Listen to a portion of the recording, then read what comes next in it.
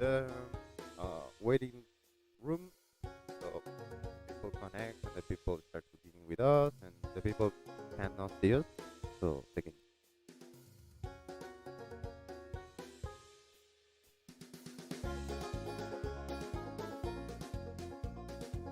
It's on a live.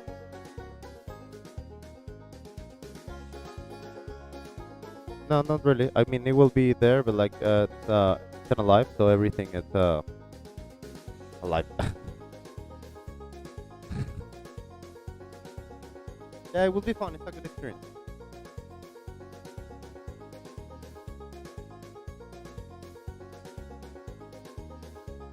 We'll grab my coffee. Just yeah. Tell me.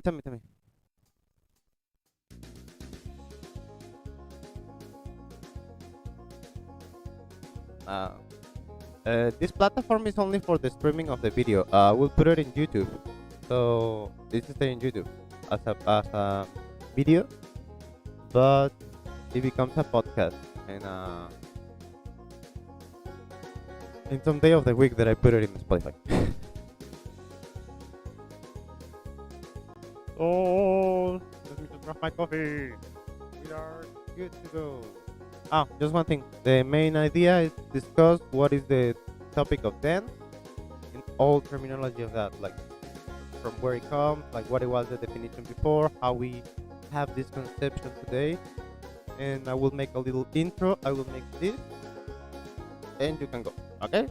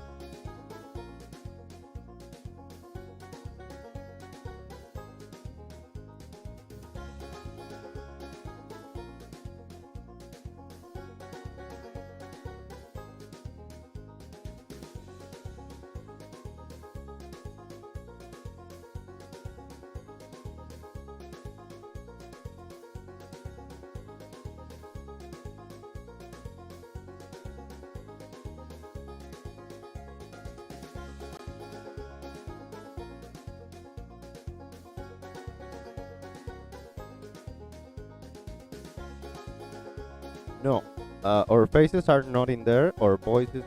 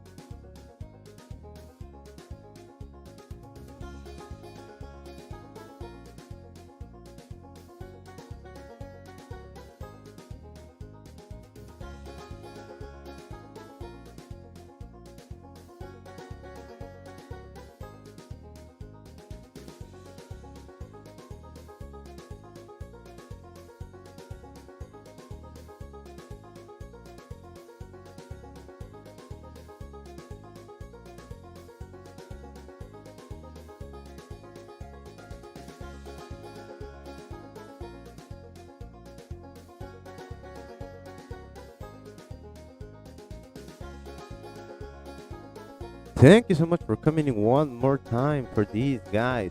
I will just make a little introduction in this moment to tell the people that he can continue with us for a couple of minutes and we will can start soon. Thank you so much. Continue. We will be back in a couple of minutes.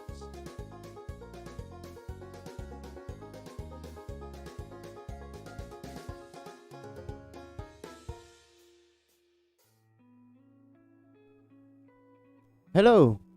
Good evening. Thank you so much for being here one more time. My name is, and it will be, and is still being, Grillo Camacho. Today we are having a special invite that it will help us to find out what it means to be a dancer and what is dance specifically. I have to apologize for my English, it's not my first language, and as you see, I am way more smarter in Spanish. And my friends Kaylee Thompson and Emma Whitla will help me today to figure out what it means to be a dancer.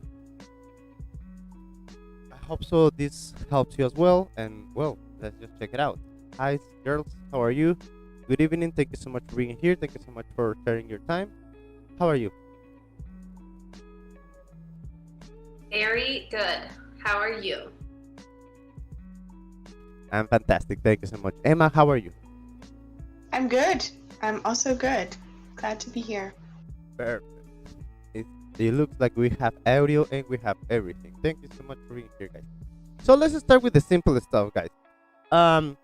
What is for you dance? Being dancers, of course, and being like inside of the industry, this concept is always difficult to define. But like, what it means to be a dance? What is dance? Sorry. In general terms, what is like the first thing that comes on your mind? Do you want me to start? Yeah, of course, Go ahead. Okay. Okay, so it's movement. I would say in a pure form, of course we can use the word dance as like a descriptor or like as an analogy. Oh, like the words danced on the page, but like in terms of, just outright what is dance as we know it as dancers, it's movement, and I would say that it comes from an impetus of music. I've thought a lot about this, and I think that the difference between dance and movement stemmed from, the addition of music. I think that if you take away that element of music, I don't think dance would have ever come along. I think movement still would have been here, but I don't think we would have known it as dance. And I think that is very much at the root of it. And of course, nowadays, we definitely don't need music to dance. But in terms of where it originated, I think people reacted in a funny way when they heard drums and sound that was rhythmic. And yeah, that's dance for me. I'm so glad you brought up music.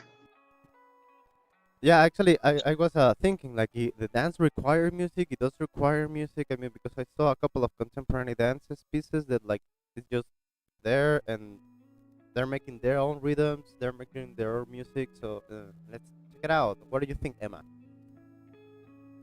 For me, and especially the last year has solidified this definition. My dance practice is all about my relationship to other people. And I maybe in another life could be a solo dancer, but that's not what it's about for me. It's about community, and my favorite or the type of dance that I'm attracted to is dance that exists in community. Like folk dance, but also like partner dance, and also like, whatever, Zumba, or the type of community that exists in a technique class when you're focused on a specific type of movement. So that's what And dance for me also is related to music and my practice as a musician. And it's incredibly hard to separate the two. So dance and music and community are all intertwined for me. I do agree. If you allow me, I will share with you a little short history that I wrote. It's about two little monkeys in the middle of the nothing. So when the time begins and the rain was everything, two little monkeys in the forest were sharing their time. One little monkey to the other says, "Yo, yo, yo, Jose, Jose, I challenge you, bro. You have to clap your hands and you have to move your feet at the same rhythm of the dance. I'm telling you, bro, you no can do it, you're dumb." And the other guy, as a good monkey, he reacts and says like, "Yo, I can do it, bro. I'm telling you, I'm not dumb. I will show you, mate." And I don't know how I just like make it English in that part, but the monkey starts to clap, and I think so. For me, that's when the dance really starts. When the monkey that is watching the other monkey as a spectator decided to be part of the spectacle and decided to be part of the dance, right? Because I mean, yes, you can move with music and rhythm in your house, and you're not precisely doing dance, right? I mean, you are dancing but not doing dance. I think so. For the existence of dance as performative show or performative object, maybe it has to be somebody watching us, right? A spectator. You guys have heard Okay. that sometimes people say when you know you're watching good dance if you want to be a part of it, like if you're sitting there and you're like, wow, I want to be doing it. I think that's the same impetus, the same instinct to dance with other people. Yeah, of course, because like at the beginning, I think so. Like, well, before we have this conception of dance, like for me, it's still being like dance, and I think in ballet, right? So I think in this conception of studio dance forms, but we are taking away all the dances that exist before, right? Like the dance when it was something more connected to the spirit instead of connected to the ability to dance, no, or the ability to be amazing. So I don't know. I think so that we're taking away that aspects of the dance. At the beginning of the timing, when these two monkeys was clapping and dancing in the rain, the dance, it was a spiritual thing. It was to connect us with God, to connect us with the air, right? We have dances to make the rain. We have dances to make. Yeah. So we're having another conception of what it is to be dance. I am wondering what is the conception at like today that we have of dance. Why we are dancing? Why we are making dance? First, yeah.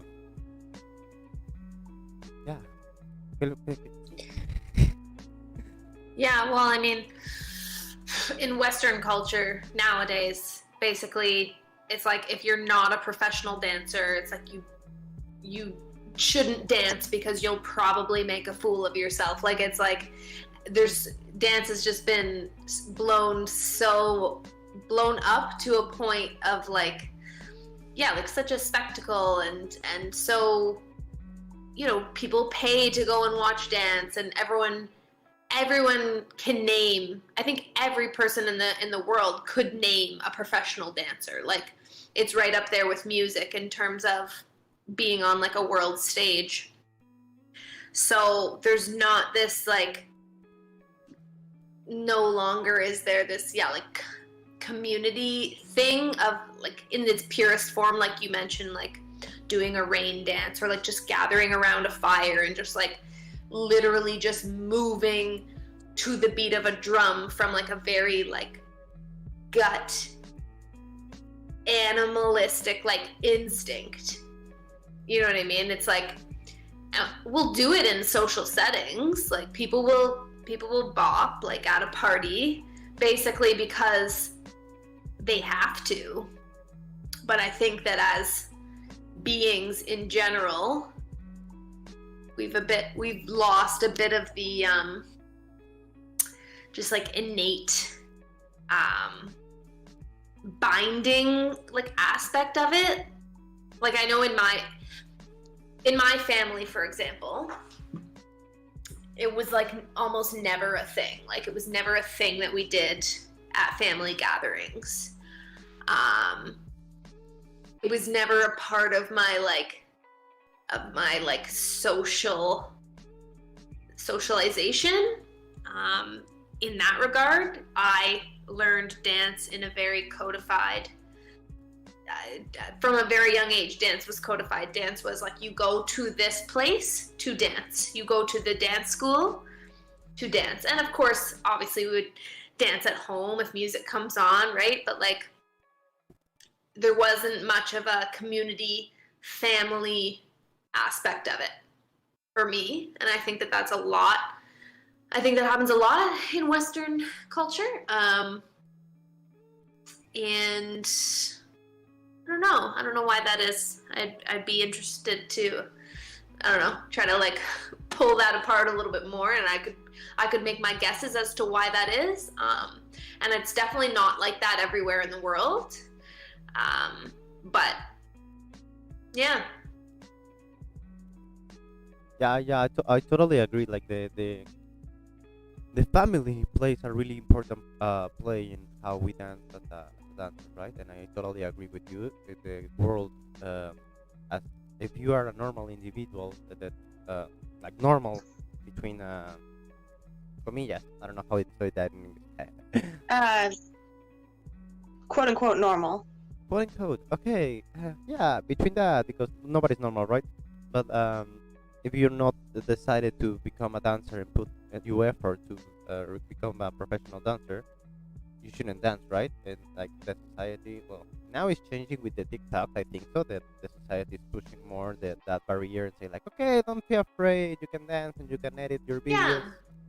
You can show, and that's amazing because a lot of people there should be dancing. And a lot of people there should be moving. What do you think, Emma? I think the language that we use when we talk about these things is so important. And even the language that is coming up now is reflective of what our culture thinks, because in a certain way, like you said, you can name professional musicians. Probably anybody in the world could name a professional musician and a professional dancer. And those are highly respected skills. But then is the assumption that people who aren't professionals can't or don't? And what is the difference there? Like there's a codification and almost a commodification of skill.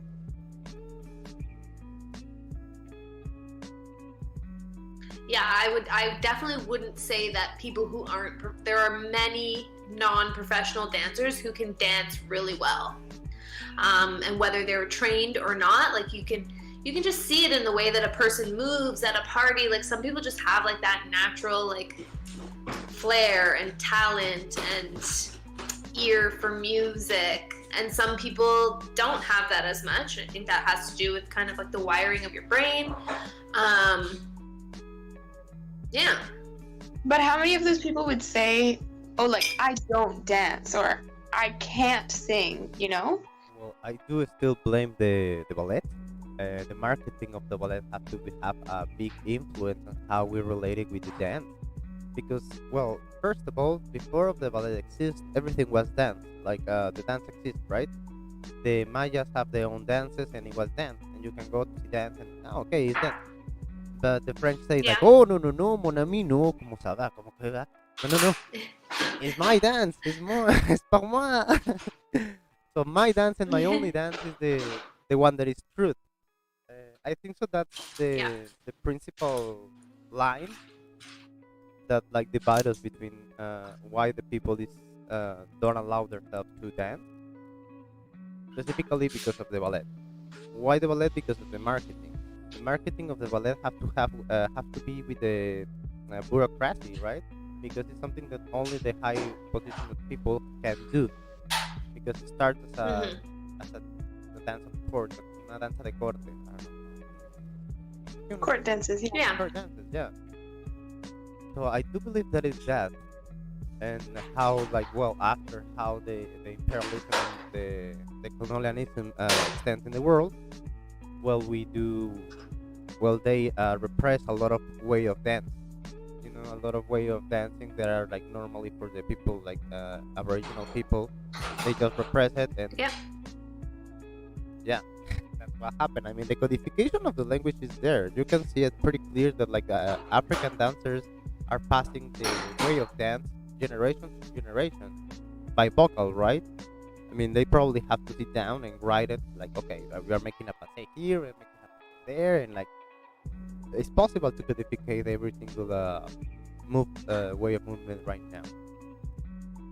That's why I do believe Mhm. that the limitation of the people to really try that, right? Yeah, I think a lot about the codification aspect of things, because people will talk about, oh, like, what's the name of that step? Yeah. And my response is, and like kind of has always been, though I've caved under the pressure as an educator, as a teacher, to name steps and to pass on like terminology, because overall the consensus is that that's important. However, I would argue that like when it comes down to it, it's all a little bit bullshit, because dance is not a verbal language, right? Dance, we're not speaking to each other with our voices. We're not using words. Like we're using our bodies, and why humans have this need to like name everything is such an it's very interesting to me. I've thought a lot about it a lot, and like who cares what the name of a step is? Like, really, who cares? Like, just do the step. Like, it's this thing of the difference between thinking and doing, or talking and doing. And I have such an issue with it. Like, someone's like, oh, you gotta know your names of your steps. It's like, no, like, and the older a dance form gets, the more it becomes codified. And so we're starting to see with newer forms and things that we once knew, like we once referred to as street forms, so hip hop, house dance, like black dances, essentially indigenous dances, as you mentioned. We're starting to see those dances become codified, which is interesting, because those dances, when they started, were basically the exact, like, as I view it, were the exact like rebellion of codified forms like ballet, taking to the streets and just like turning the music up loud and like doing whatever you want and like going outside the lines. But now they're moving towards these codified systems, and yeah, it's just interesting. Yeah. And the way people respond to the questions about like, what is this step called, is really interesting, because some people will be like, oh, it's called this, and then other people have a more nuanced answer like you just gave, and then some people will be like, oh, well, here, which is where I learned it, and then they'll geographically locate themselves within the style.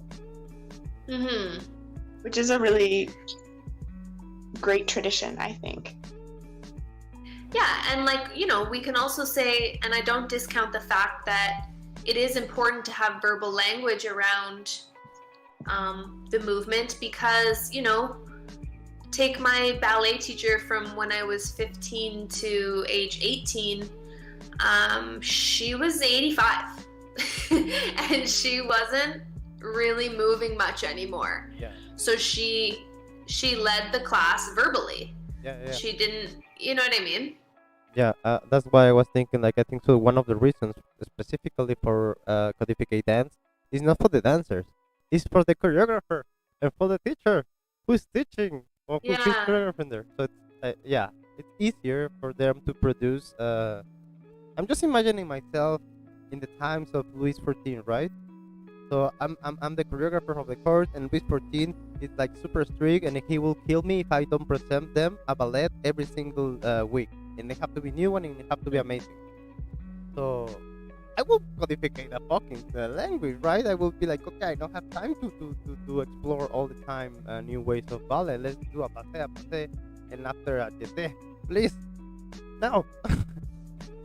Yeah, exactly. Back in the day when we didn't have video to record the movement, even like, even when I was a kid, like my teacher would write down our dances. Like she would write them, she would write the description. She'd be like, okay, pirouette, step, jeté. Yeah, and like exactly, like codification is just basically, yeah, it's code. It's like, what is a jeté? It's a running leap with your legs like spread wide. Like, so you just create these words that mean a collection of words, and yeah, there's many reasons why we need to codify things, you know, you could say, but when it comes down to it, I don't know. It's just a funny thing. And when it comes down to it, are we equating codification with legitimization too? Because like everybody knows ballet is a really long, established tradition, but so are a lot of other kinds of dance, and they don't necessarily get the same kind of recognition.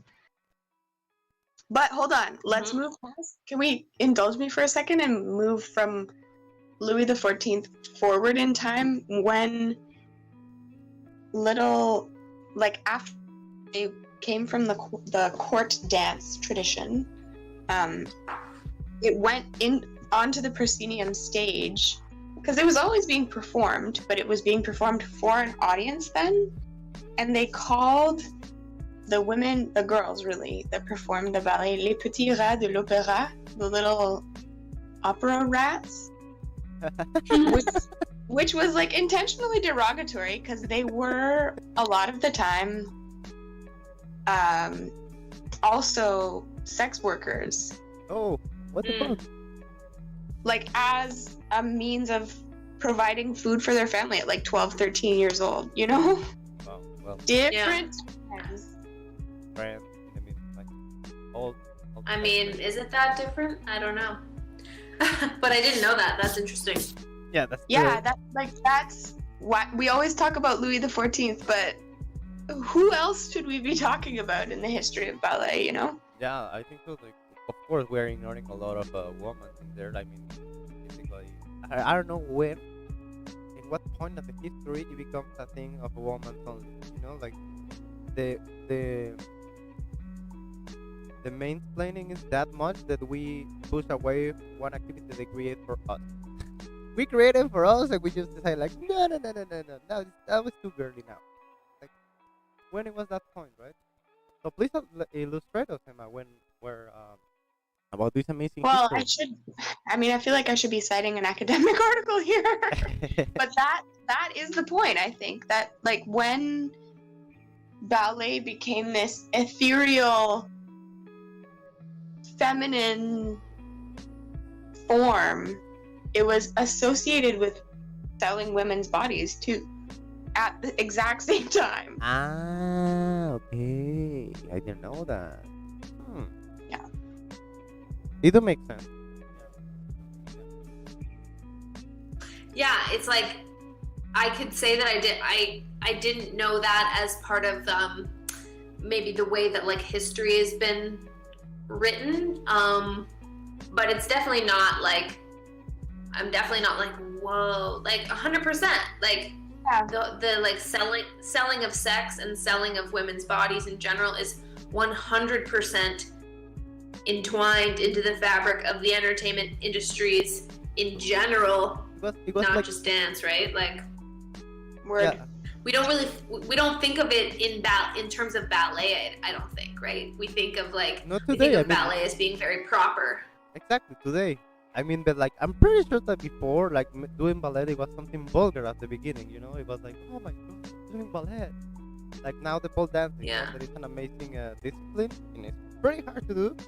But we associate the pole dance with the strip clubs, and it's like, okay, you're doing pole dance, you're what? Like, interesting. Yeah. You mentioned that.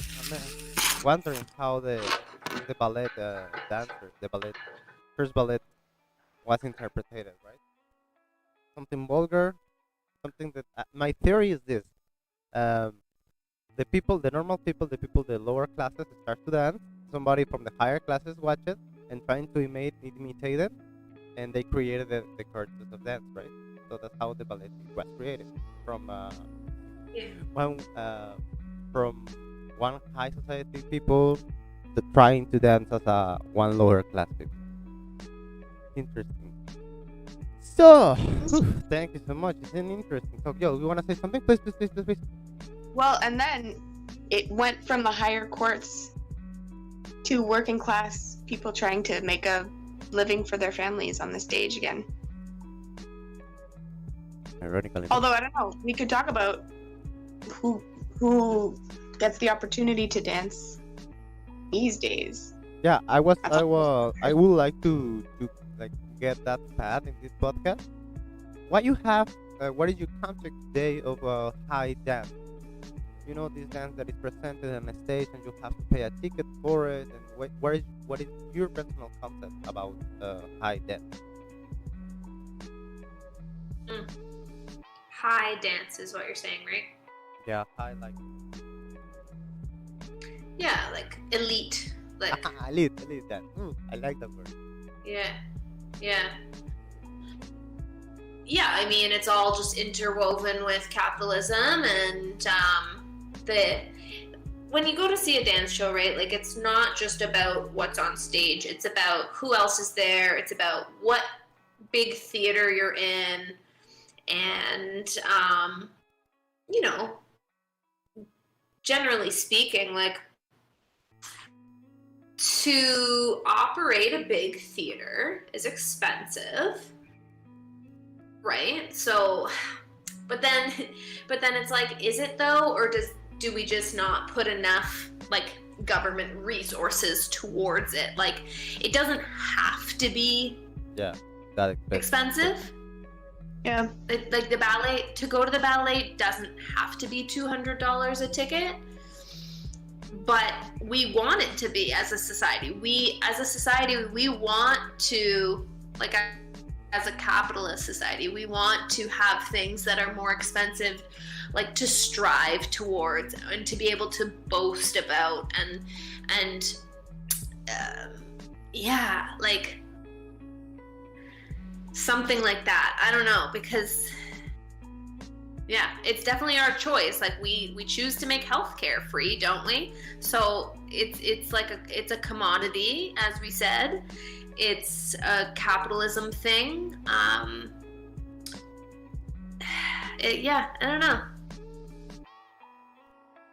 And what if we could switch the mentality so that it wasn't like, I can't wait to tell my friends I went to the ballet tonight, but like, I can't wait to talk about the art that I saw tonight. Right. You know? Right. Yeah. How many of us, yeah, just in general, how do we talk about it afterwards? Or is it, just an event, just a form of entertainment? Ooh, like colors and lights and athleticism and sweet, like I sit in a chair and I get entertained for 2 hours versus like how much are we actually appreciating it and talking about it afterwards and like realizing that the people on stage are also humans and like appreciating their art. Like we just kind of like clap. We're like, yeah, like that was okay. It wasn't my favorite thing. Like even I do it sometimes. Like I get like snobby about it, you know? And it's like, I don't know. Maybe we've just become probably just in general a bit too oversaturated with entertainment and with various companies and marketing agencies trying to like grab our attention at all times, and so yeah, I don't know. Yeah, I do agree, and I disagree. I do like you have to be safe with two things, right? Yes, capitalism and also the conception of the people. I mean, because nowadays I think so we see theater and we see dance as a service instead of no, as a service of entertainment instead of as a service of art. So it's like if we are trying to go to the restaurant, right? And we expect to be served, and we expect to be served in the better way because we are paying for this. So we have to be the best. So for one part, Yeah. from one part is the conception of the society that is not like allowing themselves to have this thing called art and be like, okay, I will pay for your art because it will make me think and it will make me feel something. And at the end of the night, I will be different because I will be the guy who goes to the ballet and say, oh, and think like, oh my god, I don't know, the crowd not, I don't know, you can like think a lot of things Yeah. in different ballets, and like that's the amazing part. The first point of the art is like create discussions and create more ideas and more art. I think one of the first objectives of the art and is that. and emotion, like ideas and intellectual stimulation, of course, but also emotion and even spirituality, like you started there. And I don't want to leave that thread hanging alone because because that's personally, that's a big part of where I find holiness is in community and in dance when moving together, which I've missed so much. There were some, like I'm thankful because there were some amazing tiny jewels of moments this year when I was like, wow, I actually am really thankful to be able to be on Zoom having this physical practice with people, even though we're all dancing alone together on Zoom. There were moments of really deep gratitude, and then it was also an incredibly lonely year too, Mm-hmm. Yeah, I feel that I don't know, the technology is not there still to create dance like in distance formats. I think so. It will become some point when we have like virtual reality. We can just jump into the virtual studio. It will be fucking amazing. It will be something fantastic. I'm like super excited for it. But it's a lot of limitations with the Zoom because you have to think in the lagging of other people and what kind of computer they have and like, a lot of things. So it's I don't know. I have my issues still with the Zoom version of it. But I do agree. I mean the transmission of emotions you have to have community, right? I think so. Yeah, it's pretty. Well, this is becoming more a question for you guys that a thought. You think that it is necessary to have other people around to dance to create dance? Like, I mean, if you are like complete god and you are in the middle of nowhere, you decide to move one arm, but nobody see you, you're really dancing. You know what I mean? Of course, it's a philosophical question. Yeah, like we were kind of alluding to that at the beginning of the conversation, like the performative aspect of it. Yeah. And my answer would be no. I don't think there needs to be other people there. I guess it depends on the context that we're talking about. Yeah, I don't know. I don't know. Well, we will find out in a little bit more. So, guys, let's just jump into the next question. Okay. Now the Olympics are coming, and like the breaking dance is coming a sport. Something that I am happy for it, and at the same time I'm like, okay, I know why you're doing it, and it's for money. But I mean, the background of the the break dancing and the b-boy styles are something pretty curious for me because of the history. À le contraire of the French, they they just jump into the street, and as a way of resolve conflict or avoid conflict between two gangs, they decided to challenge each other to dance. And they put a mixtape, and they like, oh, I'm the best in here. Cha cha cha, ta ta ta. Have this move. What you have? And like that's how the break dancing and the hip hop burns, right? So I don't know what you think about the break dancing and the hip hop going into the Olympics. Good idea, bad idea. What do you think? You go ahead, Emma. Can you repeat the question? What do I think about hip hop dancing Yeah. in films? Breakdancing in the Olympics. Okay. I was trying to figure out how to turn the vibrating off on my phone.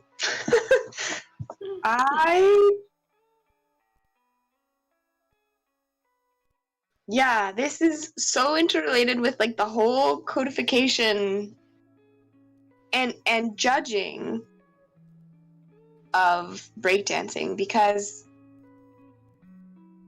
when there's a technique and somebody's winning, it changes the whole dynamic of the thing. I mean, like Whatever it is, whether it's sport or art. but like the b-boys start like that. It was a battle from the beginning. It was you have to have one winner and one loser. Like that's the main point. Yeah, but were there judges at the beginning? Like that's the It was question I had. The people clap, and the people was like, "Yeah, it was amazing," and like whoever was in the or have been in a breakbug fighting can understand that it's a lot of emotion in there, and it's like a lot of energy and adrenaline in that moment. So it's pretty clear who wins and who doesn't win, and that doesn't happen in like the ballet, for example. That it's just like okay, we, but it can Right. happen. Totally. So I guess my question is, how do you judge that in the Olympics then? Well, to me, it's similar to the most similar sport in the Olympics is like a figure skating, right? Maybe a gymnastics floor routine, because you have these routines where they're choreographed and there's a lot of know that this is not my opinion. Like, I don't view the in between the trick stuff as filler, but that's the artistic side of it, right? Like, that's the stuff that's like you cannot have a 2-minute routine that's just trick after trick after trick, because then the audience gets a little bit bored because it's all the same thing. There's no build up to the excitement. And B, is pretty physically like that, hence why a floor routine in gymnastics is not just tumbling pass after tumbling pass. Like, the gymnast needs a bit of a moment to like gear up again for that. Like, that is like such a sudden burst of energy and athleticism. But that's what the floor routine boils down to, is like, what element does the gymnast do in their tumbling routine? What is the hardest, right? Like, I've actually been watching a little bit of the Olympic trials, like gymnastic trials on TV recently, because the Olympics are coming. So they always have a difficulty number, and then they have like their score that they get judged on. So the difficulty very much determines the score. But you can have a high difficulty level but a low score if said person fucks up their tricks and falls out of their tricks, right? Like, so it's very mathematical. There has to be something, when it comes to an Olympic sport, there has to be something that can be measured. Otherwise, you know what I mean? Like, there has to be like, there has to be a list of criteria. Did they do, in terms of figure skating, did they do a quadruple rotation jump? Did they do a spin? Like, there's like literally a list of elements that are required. And I don't think that's going to be the case with breakdancing. I really haven't looked into it at all. I think it's great that breakdancing's in the Olympics. I think that it's because of a little small, billion-dollar corporation called Yeah. Red Bull. Yeah. but that's who cares? Like, it's like, if that corporate money is going to go to support dancers and is going to give a lifelong career and other sponsorship deals to these dancers who have come up doing this as a hobby and like just training in the streets and not having their art form and their skill looked on as a legit thing to do with their life, like if that gives them the way to do that, I'm all for it. To me, the Olympics are, this day and age, it's just all about, it's just a TV spectacle. Like, I mean, most things on TV are like, there's a certain lack of integrity as soon as there's corporate sponsorship behind anything. Like, it's just like, things have to turn out a certain way. Like, it has to be crowd pleasing. Like, it has to be impressive. Like, I don't know. So yeah, I think it's great that they're in there. Certainly doesn't bother me. I completely agree. Red Bull is behind this. Yeah, we have to have a conscious at least of the reasons of what the things are happening, right? I like the conception of have a dance way of form in the Olympics, because the Olympics are huge, and at the end the Olympics is an emulation of war, putting all the nations together to compete to each other to decide who is the best in what discipline, and like, okay, I prefer that than going to war. So please do the Olympics, please do the emulation of war, and just like, let's work out that in a more healthy way, right?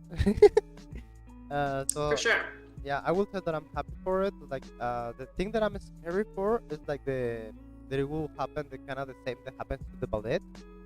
As Emma says, the ballet starts to be something like lower class, and after it becomes something like high class, and it can happen as well with the break dances. Like, actually nowadays taking hip hop or taking break dances in a studio is kind of expensive, and I mean, every day is getting less and less the amount of b-boys gathering together to really just battling each other, or it's just more spread away. It's just hard to find, right?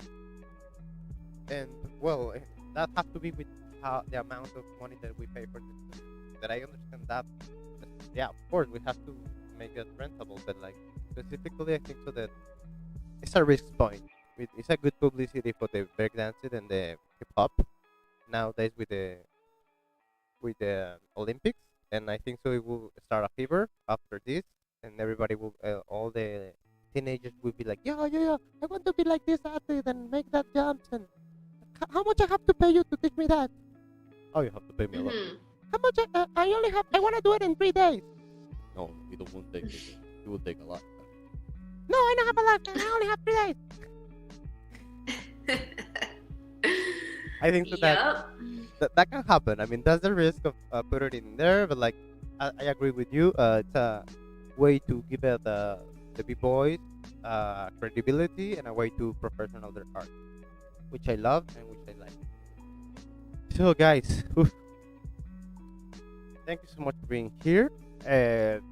Let's just jump into the hard part of the podcast. What you conceive as contemporary dance? Oh. Who wanna go first? Go first. I always remember this story because I feel like in the general discourse, modern and contemporary are often thought of as the same kind of dance, and they're really not. but I was at the club one time, and somebody was like, "Oh, can you show us some modern dance moves?" So I got on the floor of that club and I started doing and I was like on the floor, coming up Contraction. slowly. This guy was like, "Oh my god, what are you doing?" I think I scared them away, but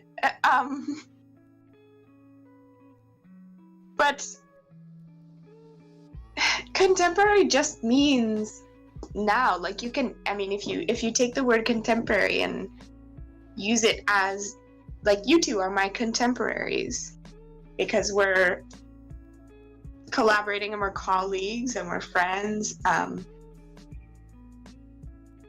But any and we dance, exist in the same time era. exactly. So Yeah. that is what contemporary dance is. But there's an article that I have to read called "When is Contemporary Dance," which is interesting, but I haven't read it yet, so I can't impart the knowledge on you. Well, but I really like the title. Please share with us that article. Sounds pretty interesting. Kaylee?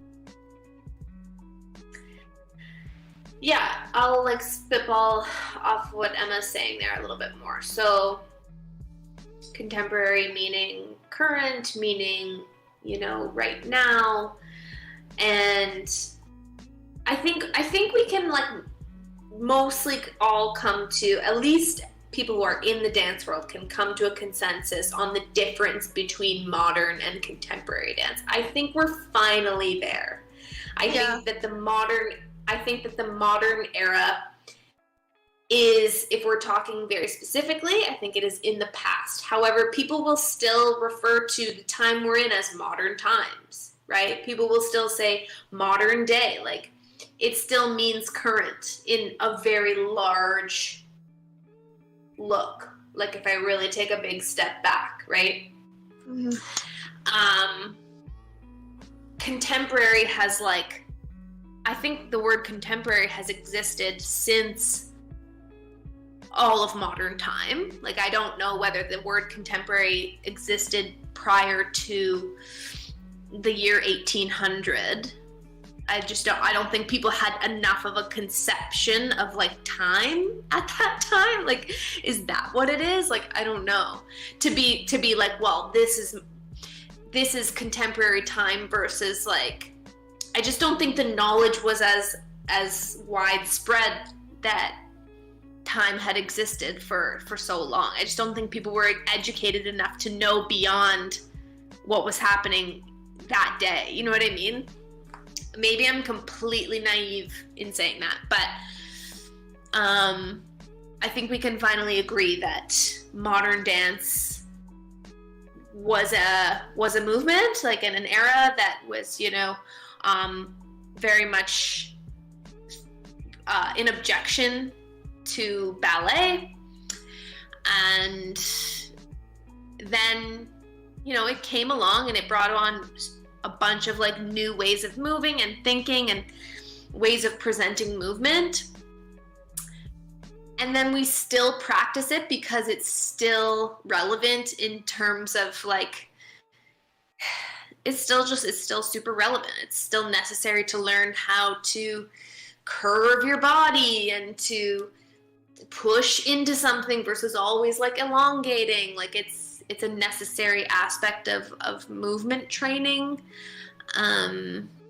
One might say, others might say, screw that. Like, you don't, like, again, another thing I think we've finally all come to terms with is this idea that like ballet is the basis of all dance forms, right? Like, this thing that was like drilled into my head growing up, and then you're like, no, it's not.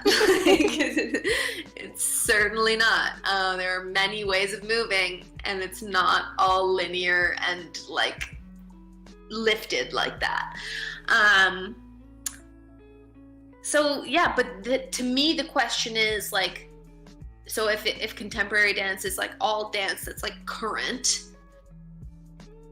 is hip hop dance contemporary dance too? Like, does that fall under the same umbrella. I think some people would argue yes, and others, just for the fact that most of the times contemporary dance per se, like, and I mean contemporary dance, not just contemporary art in general, but contemporary dance is so associated with ballet that I think a lot of people would say no, it's not, like hip hop dance does not belong under that umbrella. Yeah, I do agree with Like, you know. Here's the thing, like when I say, people are like, "Oh, what kind of dance do you do?" I'm like, "Well, it's a contemporary program up at York." What does that mean then? that? Because the Yeah. the required technique is modern dance based. Like we've trained in Limon and a little bit of Graham, but that's modern. Like it's not, anyways. Yeah, it's an interesting question, right? Because well, the mythology of the word contemporary comes from the Latin contemporalis, pardon. And it starts in the mid of the 17th century. I was just googling that. So yeah, it's interesting that we have this conception for a while with us of what it means to be contemporary within our timing. So I would say Mhm. that the hip hop and the breakdancer are contemporary the ways of dance, but like for me, the main point of the difference between I want to bring this concept to the table, stage dance and social, yeah, stage dance. So a dance that is synced and prepared to be in an stage, right? To be showing on a stage. Mhm. Mhm. Yeah, I think so. That's the main point of what it is contemporary dance in terms of um, our industry to being on a stage and to be in the theaters and to present in our theaters. But like the thing is, when we create that as a creators, we are thinking in the fact that it will be presented in a stage. Yeah. Yeah, it's pretty different to create a piece that it will be presented in the streets, and you have a lot of variations, and you have a lot of interaction with the people, and you really know what will happen inside of an totally controlled environment that is the theater, when you have to go and pay and sit, and you are pretty secure. You have this amazing lights and this amazing sound system that allows you to create another experience for the viewer, right? So I Mhm. think so Mhm. that that's the main point. The b boys and the break dancing doesn't really have that intention. Specifically, the dancer have the intention to dance and to demonstrate that it's the most flow, the most fly, the most have the most what is the name of this word, style? Uh, Yeah. the other fly, right? That's the main point. Yeah. Yeah, that and like the fact that they have to have a codificated language. Normally, the choreographers they will use repetiting repetitions. So they will repeat one pattern. Like I will say, okay, this is one thing, and I will start doing this at the beginning of the piece. Like the people can see us, but I'm lifting and going down my arm, so that it starts to Mhm. mean something for the community that is watching. There, oh, okay, I see that he thought that phrase before, and you start to codify it through the repetition of language and da, da, da. For me, that is what is contemporary dance today. Yeah. Mhm. Yep. Yeah, I think that the codification is definitely a big element of it. Mhm. All right. Oof, we almost get an hour of podcast, guys. Thank you so much for coming here. I will just make one little announcement. Remember that you can find us in our Patreon as Collective of Scenic Exchange, where in the Patreon you can find exclusive content as our video dance called Terracotta that it's a nice piece of dance. If you want going to watch it, just go to the Patreon and starting to the second tier, you can enjoy that beautiful piece of art. Remember that the Patreon help us to create this amazing podcast called the Stretch Podcast, where the dance is a stretch. And well, after this little break, I would like to jump to the last question and just finish the podcast. Let's just jump into a little slow down to this amazing topic, because I do believe that we can keep talking about this forever, especially being dancers. Mm-hmm. It's a lot of things Mm-hmm. to talk. So don't For worry, sure. we have more things to talk. Okay, just last question, Yeah. guys. What is your opinion about TikTok? Do you think that it's creating a good a good opportunity for new generations to express themselves, or I don't know? It's an interesting topic.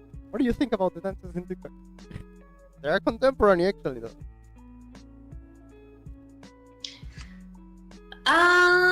I think that our world is like heading to a digital, weird, like augmented virtual reality, and I don't like it. I'm not Um, sorry. yeah. I think that I think it's detrimental to the human race. But like that will be your By and final large, thought. Is by like and large. TikTok is bad for the humans. TikTok is bad, but don't do it. Yeah, it's a really weird phenomenon, and I mean, like, that's me like thinking really far ahead and being like, I think that in general, I mean, I see it in myself. I see it in the amount that I sit in front of a screen and communicate with people versus the amount that I go out into the world and communicate face to face with people. And the scales have heavily tipped in the direction of digital, right? Like since, like if I think about from when I was a baby child up until now, like it's crazy. It's crazy. So why should I believe that that's going to slow down? Why should I believe that that's all of a sudden like going to change? You know, like. And I think that TikTok, I think it's essentially this like digital drug. Like it's an addictive thing It is for people, and it's a way for people. yeah, it's pretty well Yeah. designed. That application is like it is literally a drug. It's like it's a beautiful thing, but pretty diabolical. Yeah, it's literally an addictive thing. And it's not the only social media platform though that's addicting, right? Like it's not, what's different about that than YouTube. Instagram. I mean, YouTube, yeah, exactly. Like, what's the difference? I mean, with TikTok, you have the whole like dance craze, dance challenge, TikTok dances phenomenon. And like, I could also argue, like, hey, if that's what gets you up off your butt and moving, great.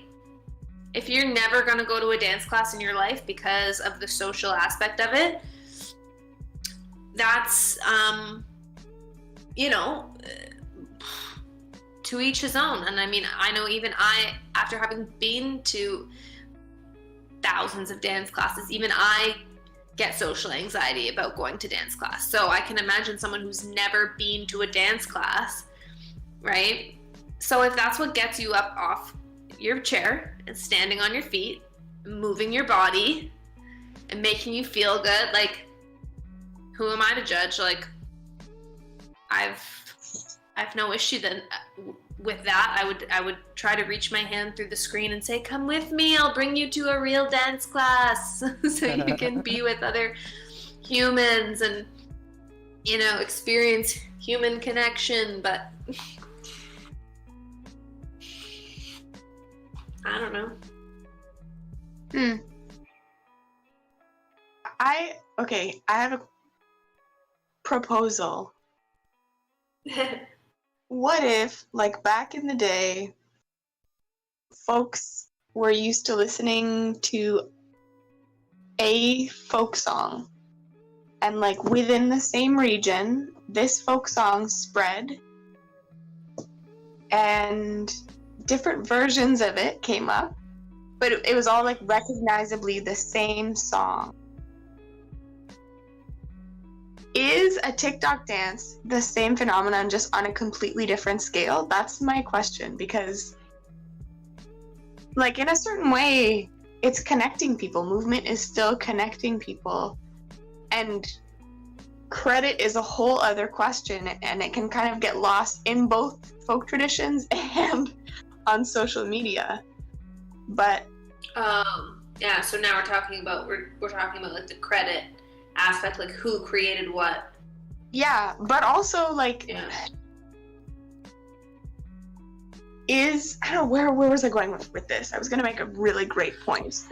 No, I see what you're saying. Like, is it still connecting people Yeah, in the but same way that go ahead. Like sharing a folk dance with someone down the road in the next village, like, is it still connecting people but just on a different scale? I would say yes, but I still think that ultimately, I don't know, I see it as like detrimental to the human race, because if we don't learn to like work together and like get along, and you need to be in social settings with other people to learn to socialize and to get along with other people. And I think if we don't have that, because ultimately, like, everyone needs food, everyone needs to go out of their apartment and go out into the world once in a while and get food.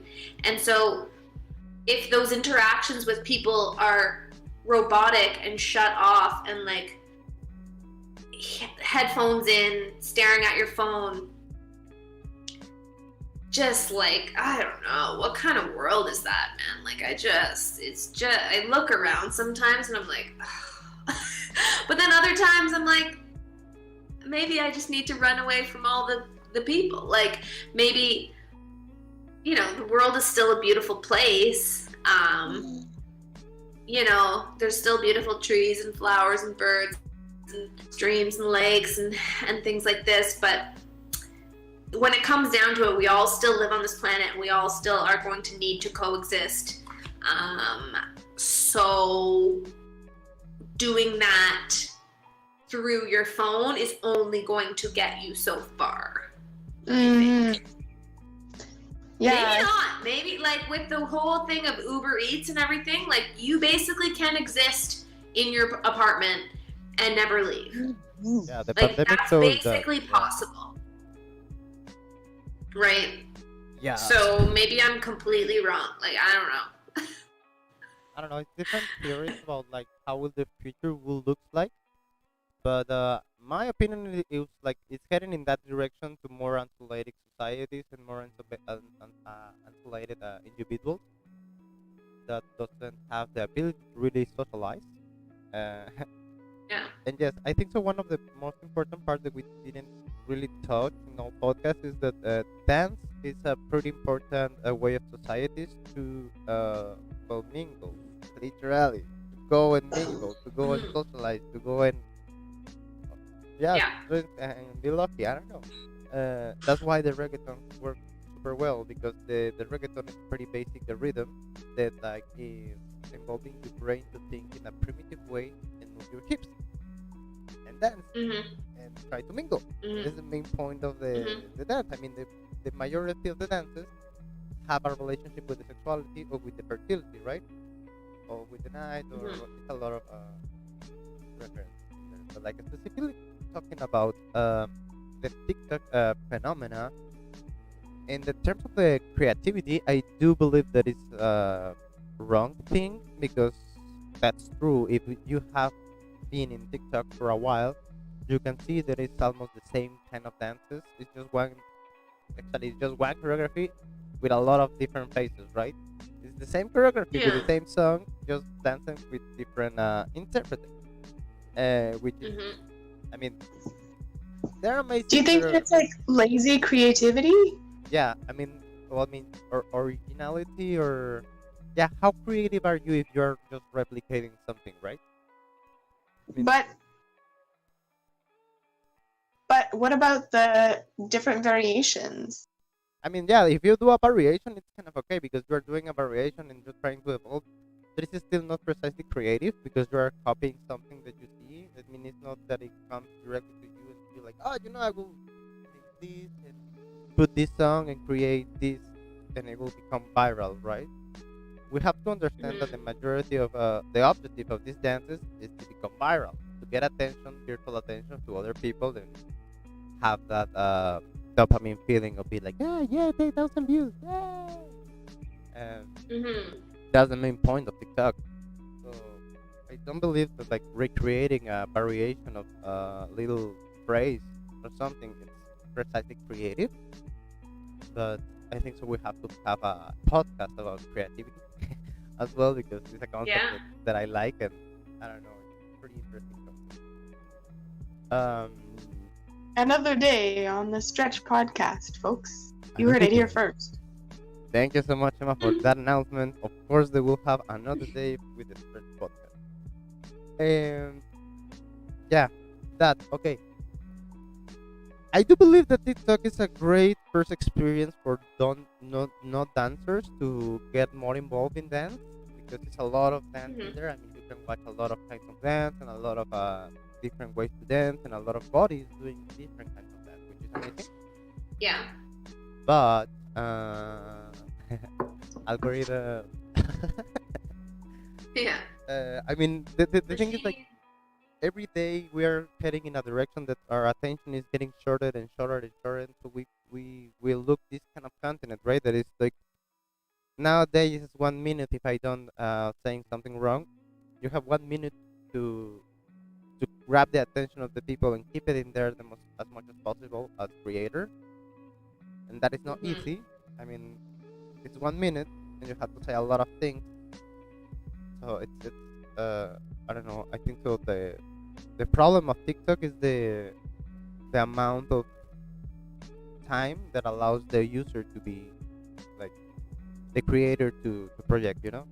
Maybe if they have like a TikTok TV and you can put like longer videos or something, it will be more interesting for me. But I don't know. It's guys, it's cocaine for your brain. It's literally cocaine for your brain. I Yeah. mean, you watch a video Yeah. for 10 seconds, you don't like it, and you switch to the next video and you stay there for 4 hours trying to reach a video that you like. But it's only 1 minute. I mean, you're looking for a minute of your life. It's literally a line. It's like, what? Yeah. Yeah. I don't use the app anymore. Like no. I can't. I don't know how to do it. I did try it. I did try to make a few TikToks. But I feel like I just maybe reached a capacity. Like I reached a limit in terms of how many apps I needed to learn how to use and to like put myself out there on. And to me, well, yeah, maybe I don't know if I see the potential with TikTok as much to reach real maybe like reach real patrons or reach real people that I want to connect with. Because yeah, your video can go viral but like it's like, what does that mean? Will any of those people ever like buy a ticket to your show? Will any of those people ever? I guess it's all about like how you market and how you kind of jump platforms, and I don't know. Yeah, I get for mostly just like for me and like what I do, I don't see the benefit like in sort of like putting myself on that platform versus especially when Instagram came out with Reels, right? Yeah. Like for me it was just like, well, here we go. It's all here. Like why do I need to go on TikTok, Mm-hmm. Yeah. So yeah. I mean, I do agree with all that thing. Yeah, don't do TikTok, guys. Do other apps. It's another option. The only thing that I like about TikTok is the fact of video editing. I mean, nowadays you can do that with pretty much any application, but TikTok results pretty familiar and pretty friendly user for video editing, and that's a good thing. Mm-hmm. Honestly, that's a great thing for people who are interested and involved themselves in video editing and all that thing. It's a great tool. I mean, you can do a lot of things. And Mm-hmm. for that part, I will say like, okay, if you're a video creator, that's a great tool to practice and to put yourself out there. The same, I mean, it depends pretty much of your product, depends pretty much of how you are putting your marketing out there. Maybe if you have like I don't know, a class that is specifically for teenagers, and you know that, like a lot of teenagers are watching stuff for hours and hours, so maybe that. But yeah, Yeah, maybe. Yeah, that's marketing pretty much. So I don't know. for sure. In resume, in this question, I will say don't do TikTok. That's my conclusion for this question. And well, Pels, I think it's time to go to the conclusions and just leave it right now like this because we have a couple of like an hour, 15 minutes. That's pretty okay. So let's just grab all these concepts that we have today and let's go for the conclusion. Guys, what you conclude? What is that for now for you?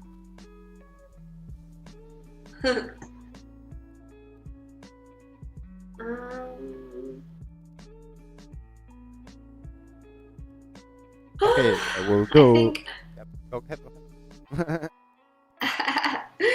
I don't know. I definitely think maybe some key things that I deduced from like this conversation might be just like the social aspect of dance and how, and I think of how there is like an upswing of presence of regular people in dance classes in the last 10 to 15 years, right? Like, okay, maybe 30, 40 years. Like going to a beginner dance class is something that any adult can do and that many adults are doing.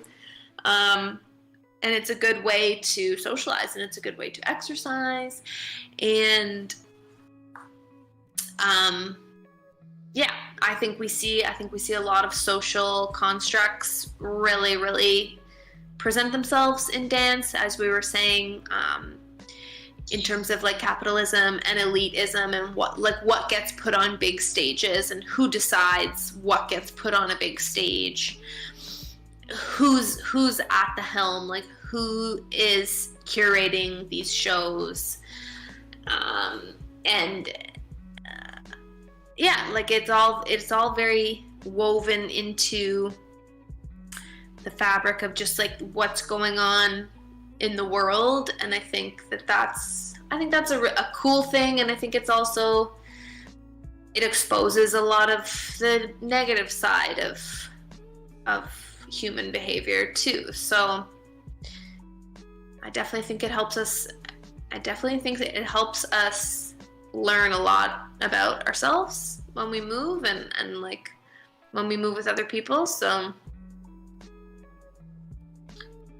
yeah, I mean, that's what it is for me. Like it's not some like novelty trick pony show for me. It's very much woven into like everything that I do. And I realized a long time ago, but not that long ago, like I definitely realized in my adult life, what kept bringing me back to dance, and it was those like life lessons, those like social lessons, and just those analogies for real life that kept kind of showing up as I progressed through my learning and my practice. And I think as long as those things do keep showing up, however far apart they might be, I might have to wait a little bit longer in between learning those things. But I think as long as they keep showing up, like I'll keep coming back. So, yeah. That's beautiful. Thank you so much for sharing this thought. Emma, what is your conclusion? Oh, that was so well put, Kylie. I don't have much more else to say because that was pretty good stuff. Thanks, guys. I think that there's this idea that dance is ethereal and it exists. Video dance aside, like that dance in person exists and then it's gone. But if we were all there, we can hold that memory. And I think that dance is also ancestry, and dance can be colonial, and dance can be decolonial, and dance can be so many things if we let it. Dance can be peace or conflict.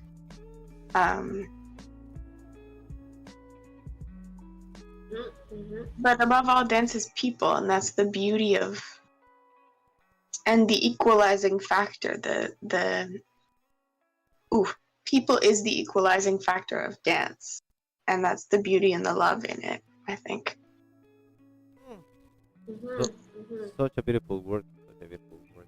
Thank you so much. I do believe that the concept that we have today as contemporary dance is excluding a lot of parts of movement. Of course, we have to change that. We have to push more into the education system that we have today, so they teach us at least the history.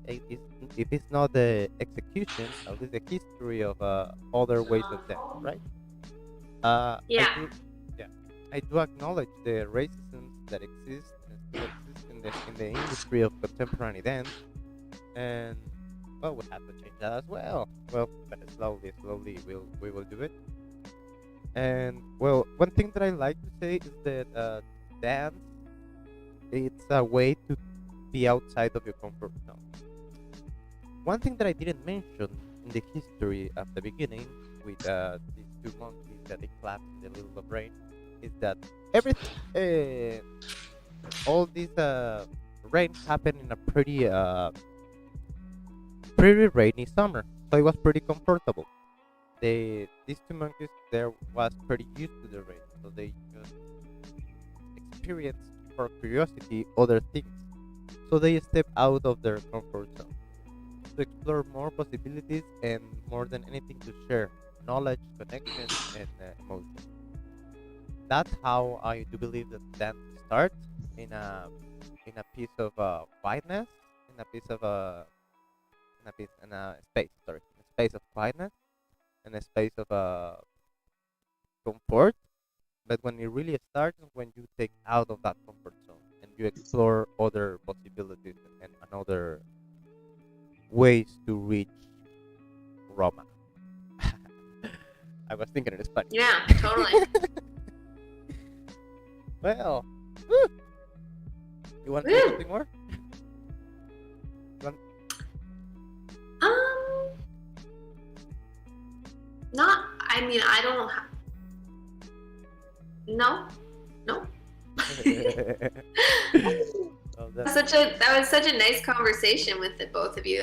That was really great. It is. I thought. I agree. Yeah. Just before we conclude this this podcast, guys, where we can find more about you guys, where we can find with your social media. You have some Instagram, you have some projects going on, some classes that we have to take. Where we can find you guys?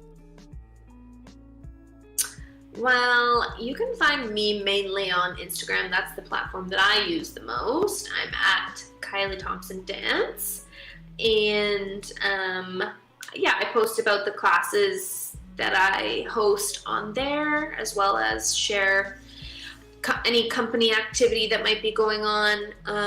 I don't really have anything specific coming up in terms of events other than classes at the moment, which is fine. I'm kind of like swimming my way into post-pandemic dance landscape here in Toronto, and just kind of exploring new relationships and trying to get myself back out there and get into a flow of practicing again with other people, whether it's in class or whether it's, one-on-one. But yeah, you can also check out my YouTube page. If you look up Kylie Thompson Dance, there's a bunch of clips of my work on there and some other fun stuff, some vlogs, some workout videos that I made a bunch kind of during the pandemic. So There's some fun stuff on there too.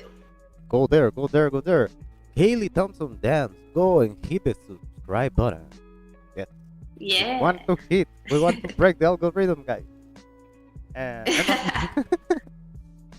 Highly recommend Kylie's workout videos. We've been working out on Zoom this year, and I went in person last week, and it was fantastic. Whoa! Thanks so much. Welcome. You can find me also on Instagram at it's Emma So. That's my artist moniker, Emma So. And I'm still studying, just trying to figure out who to be. But you can find me on there doing music things and dance things, and sometimes I do other things because I'm windy like that. Thank you so much for sharing that. Thank you so much for listening to this podcast, guys. Thank you so much for being here today. We are having an amazing time. We take a break. Sorry, we take a break for the Spanish podcast, but don't worry, we're coming back with more Spanish transmissions and with more things to make. I hope so you enjoy the show, and I will see you the next time. Don't worry, and don't forget that you can find us in our Instagram as Collective of Scenic Exchange, and Facebook as well as Collective of Scenic Exchange, and Patreon as well as the same name, and YouTube we are as COSE TV. So go and subscribe if you don't want to subscribe, or don't subscribe. We will be here anyway. And I hope so you enjoy it. Remember that you can also enjoy this podcast in your favorite application through Spotify, Google Podcast, Apple Podcast. I have to work out that how to put it in there, but I will put it in there. Apple Podcast and other ways of podcast. Well, guys, thank you so much for coming here. Remember the next time, I don't know what it will be, so hit the subscribe button and the notification button. Thank you so much for being here, and bye. This was the Bye. sorry, Hi, that's true. thank you. That's true. Sorry. You can find me in Instagram as Grillo Camacho. Use that.